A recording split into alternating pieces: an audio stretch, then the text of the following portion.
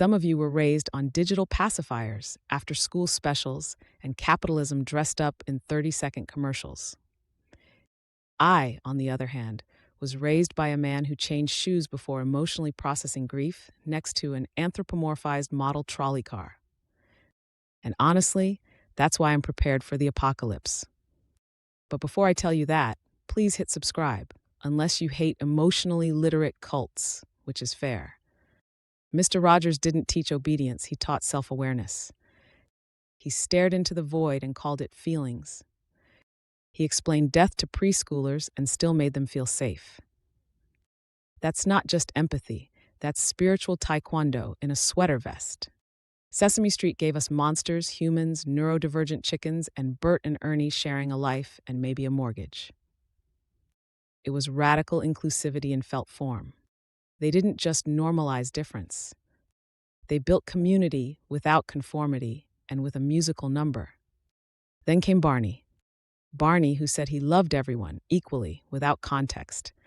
That wasn't comforting, it was suspicious.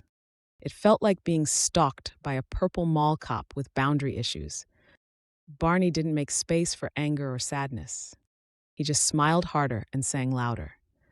No matter what was happening, conflict, fear, existential collapse, Barney's answer was always more singing.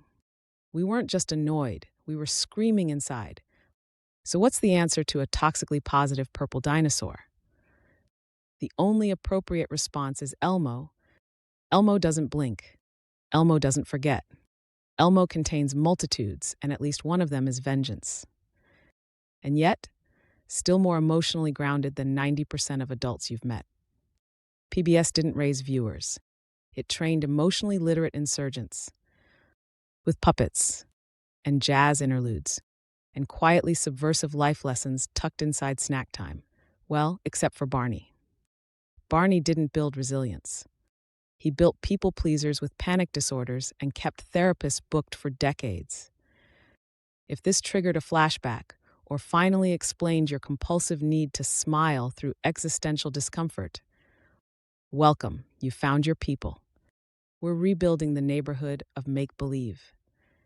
With better boundaries, unionized puppets, and a formal apology for Barney. Come find us at thecultofbrighterdays.org. We saved you a seat on the carpet square. While you're here, check out our other shorts. Like or even subscribe. Remember, our fate is in your hands.